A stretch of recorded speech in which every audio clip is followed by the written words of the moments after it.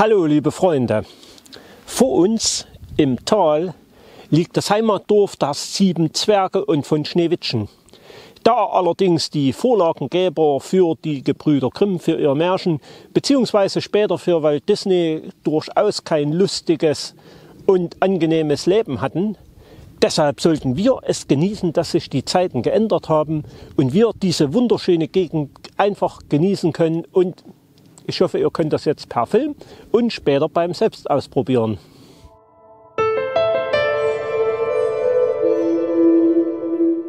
Europas größter Kurpark in Reinhardshausen ist Startpunkt für unsere knapp 24 Kilometer lange Tour. Der Wege durch den Ort gibt es viele, so würde ich euch heute empfehlen, lauft durch das kleine, aber schöne Zentrum, um schließlich am Edeka links in die Straße am Schützenplatz abzubiegen. Dieser folgen wir im, wie ich finde, durchaus reizvollen Morgendunst, vorbei an diversen Lokalen und der Kita, zunächst den Rundweg R1 von Reinhardshausen nutzend, zum namensgebenden Schützenhaus.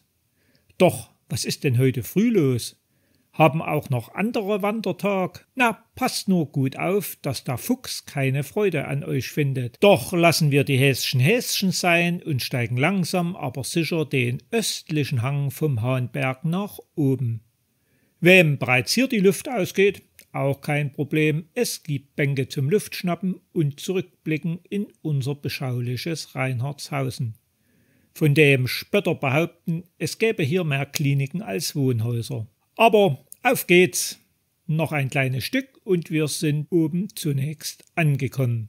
Noch ein Blick zurück und ich muss sagen, Reinhardshausen mit seinem Hausberg, dem Homberg, ist immer wieder faszinierend und ein schöner Anblick. Wir folgen zunächst weiter der Markierung R1 und siehe, so langsam erwacht auch die Sonne und bietet uns noch schönere Bilder.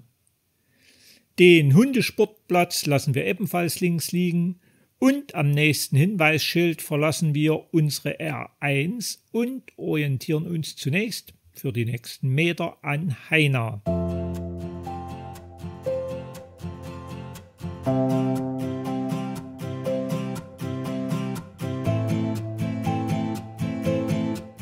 Aber wie gesagt nicht lange und mit Odershausen taucht eine neue Orientierung auf. Das klingt zu kompliziert? Kein Problem. In der Beschreibung unter dem Video findet ihr wie immer die Links zu Autoactive und Komoot. Dort könnt ihr euch die GPS-Daten gern herunterladen. Die himmlischen Bilder, welche uns der herrliche, erwachende Morgen zaubert, genießend gehen wir die nächsten 600 Meter auf diesem breiteren Forstweg immer geradeaus.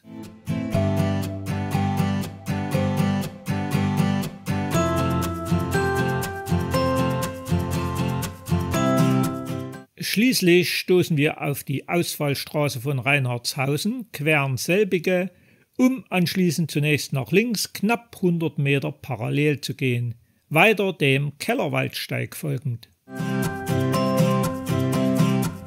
An der nächsten Wegeskreuzung lassen wir die Straße hinter uns zurück und tauchen nach rechts wieder in himmlische Natur und Ruhe ab.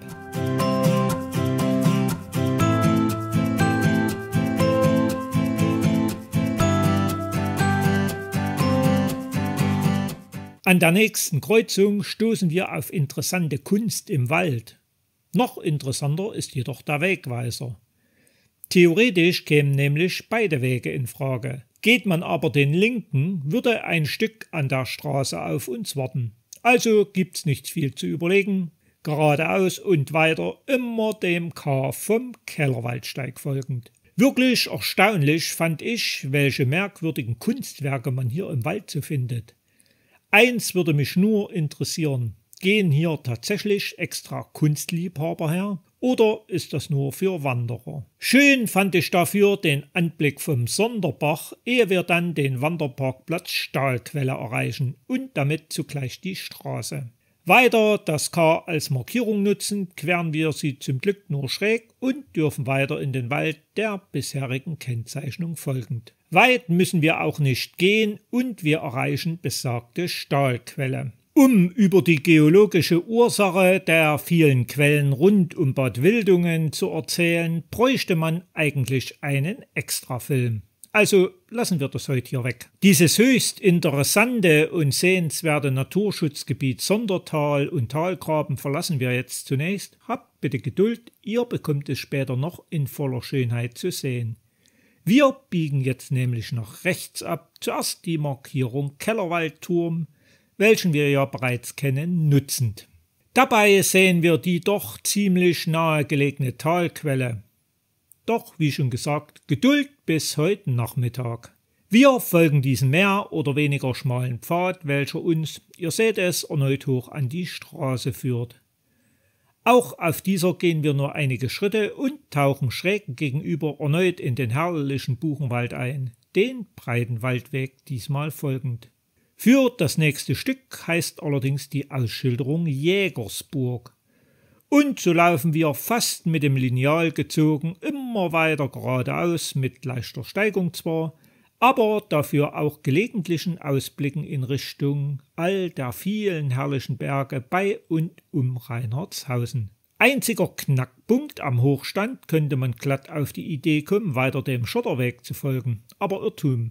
Siehe das Schild am Hochstand, das heißt, wir behalten auch hier die Laufrichtung bei, diesmal in den angenehmen Waldweg hinein, womit sicherlich von euch keiner ein Problem haben dürfte. Weit müssen wir jedoch nicht gehen und der Wald lichtet sich. So schön die Buchenwälder sind, aber die Felder sind eine schöne und angenehme Abwechslung fürs Auge. Also weiter immer geradeaus. Mittels Brücke können wir die B253 überqueren. Ihr könnt es selbst lesen. Zur Jägersburg, welcher wir schon seit einer ganzen Weile folgen, sind es nur wenige Schritte. Aber was stellen wir fest? Anstelle der früheren Burg finden wir heute lediglich nur noch eine schöne Schutzhütte vor. Gehen wir also weiter zum nächsten Highlight, in Richtung der Sündelbuchen. Weit müssen wir auf dem Kellerwaldsteig auch nicht gehen, um an diese höchst interessanten Bäume zu gelangen. Diese Bäume mit so merkwürdig verdrehten, scheinbar verkrüppelten und miteinander verwachsenen Ästen und ihren so kurzen, ebenfalls verdrehten Stämmen stammen aus dem namensgebenden Sündelgebirge, ein kleiner Höhenzug in Niedersachsen. Diese merkwürdige Wuchsform soll tatsächlich erblich sein. Die Entstehung sei jedoch ungeklärt. Lassen wir diese Merkwürdigkeiten der Natur hinter uns zurück. Unser Weg führt uns weiter und weiter an diesem verzauberten Morgen. Es sind zwar unterwegs erneut jede Menge Markierungen vorhanden, aber irgendwann habe zumindest ich diese verlassen und bin ohne Markierung, beispielsweise hier in den Feldweg abgebogen. Genieße diese Wiesen inmitten des Waldes und wir steigen zur Abwechslung wieder einmal gemächlich ein Stück nach oben. Unterwegs entdecken wir erneut eine interessante Hinweistafel, wie wir sie bereits in anderen Regionen bemerkt haben. Hier für den früheren Förster Reisner, welcher sich dereinst ebenfalls intensiv seinem Forstrevier gewidmet hat. Kommt euch so etwas bekannt vor? Genau, bei Olbernhau-Grüntal haben wir Ähnliches für den Förster Friedrich Wilhelm Augst oder den Forstmeister Schaal gefunden. Inzwischen tauchen auch wieder Wegweiser für uns auf. Wir folgen zunächst der B3 und werden gleichzeitig mit dem Pferdefuß unserer Tour konfrontiert. Wie heißt es im Märchen der 7 Zwerge hinter den 7 Bergen? Wenngleich eigentlich ganz andere 7 Berge gemeint sind, doch dazu in einem späteren Film mehr, so könnte man diese hier tatsächlich vermuten. Denn auf dieser Talseite von Bergfreiheit ist null Empfang fürs Handy. Kein Wunder also, dass die böse Königin ihren Zauberspiegel gebraucht hat. Per Funk hätte sie Schneewittchen nie ordern können. Also nützen euch auch die GPS-Daten leider nichts.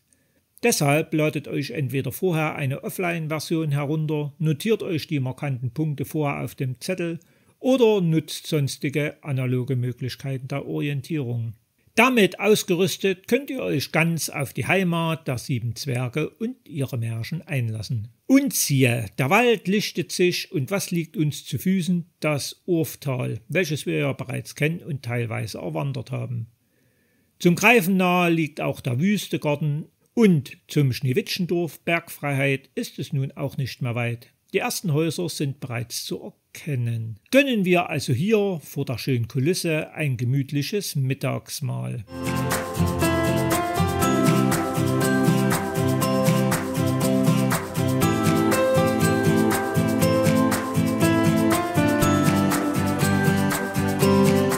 Satt gegessen folgen wir weiter dem Splittweg. Jedoch aufgepasst, hier am Weidezaun biegen wir ohne Markierung rechts auf den Feldweg ab. Bekommen nach wenigen Metern ein erstes faszinierendes Bild auf das idyllische Bergfreiheit geboten, können aber auch noch einen Blick auf die nahe Naturbühne werfen, ehe wir den Feldweg am Waldrand abwärts steigen und uns mit jedem Schritt von neuen träumerischen Ansichten verwöhnen lassen.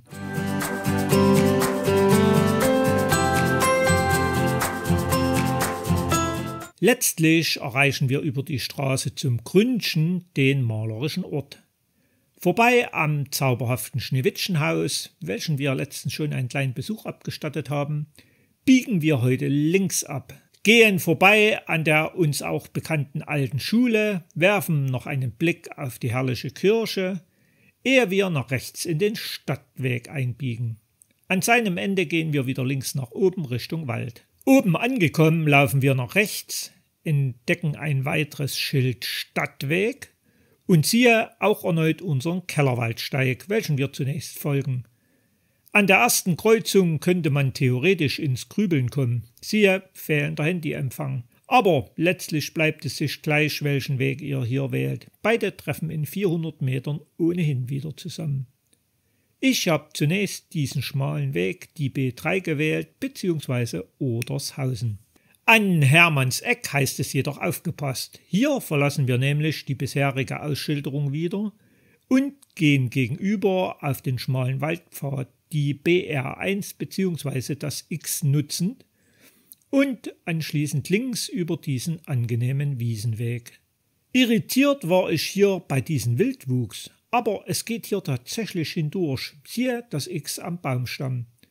Und wir landen auf diesem breiten Waldweg, welchen wir folgen wollen.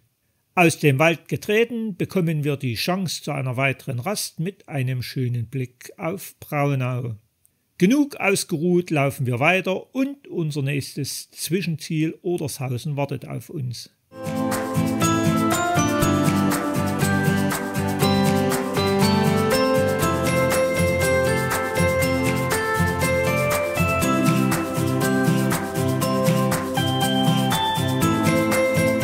Im idyllischen Odershausen angekommen, laufen wir den Schieferweg gemütlich nach unten, stoßen auf die Hauptstraße, die Marburger Straße, queren diese, um mittels des angenehmen Fußwegs auf die nächste Ausschilderung mit einem weiteren spannenden Zwischenziel zu stoßen, nämlich den versprochenen Spitzegrund. Dazu gehen wir vorbei an diesem einst schönen Gasthaus und leider hat die Schließungswelle auch Hessen erreicht. Also nichts mit gemütlicher Rast beim Bier. Dafür biegen wir anschließend rechts in den Fußweg und siehe, wir sind wieder auf dem Kellerwaldsteig und nutzen unter anderem die Richtung Albertshausen. Und dann, was sehen wir? Ein schmales, tiefes Tal. Wir überqueren den Sonderbach bzw. Sonder und ich denke, angesichts dieser Bilder muss ich nichts kommentieren. Genießt es einfach.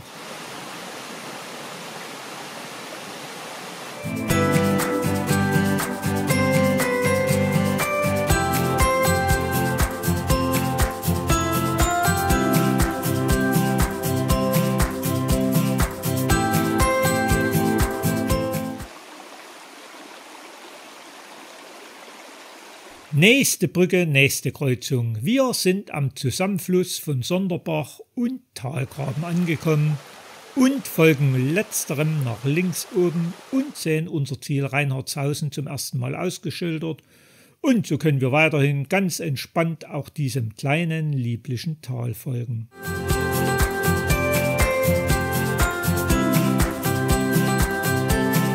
Mit der sogenannten Elementesäule stoßen wir neuerlich auf Kunst im Wald. Wie gefällt euch denn so etwas?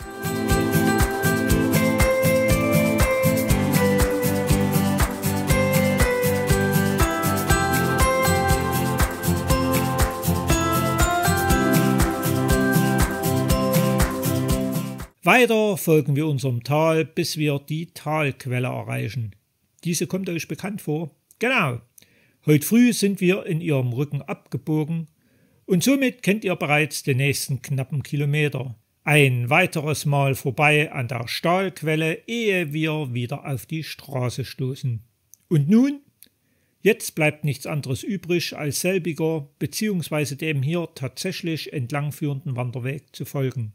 Da der Verkehr hier zum Glück nur sehr mäßig ist, hält sich der Stresspegel auf diesen kommenden 800 Metern in Grenzen, zumal am Rand für uns Wanderer auch ein Fußweg angelegt ist. Optional könntet ihr erneut mittels dem Stahlquellenrundweg über den Hahnberg zurücklaufen oder einen zusätzlichen Bogen über Bad Wildungen schlagen. Mir genügen heute jedoch die 24 Kilometer, also geht's weiter nach oben. An der Kreuzung angekommen, locken am Horizont bereits einige der Berge im Kerngebiet des Nationalparks Edersee, wie beispielsweise der Dicke Kopf und so weiter. Doch später dazu mehr.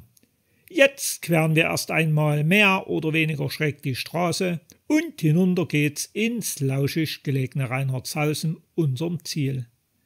Dabei sehen wir rechter Hand wieder den Hausberg von Reinhardshausen, den Homberg.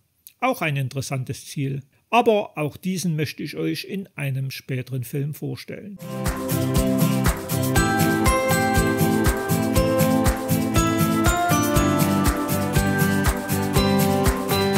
Der Straße im Kreuzfeld folgen wir nunmehr in den Ort hinein. Hier tun sich erneut jede Menge Möglichkeiten auf. Ich habe den Gräfin-Juliane-Weg vorbei an der Mediclean-Klinik bzw. Klinik am Kurpark gewählt. So bleiben nur noch knapp 700 Meter durch den angenehmen und entspannten Kurpark bis zu unserem Ziel, dem Schwanenteich.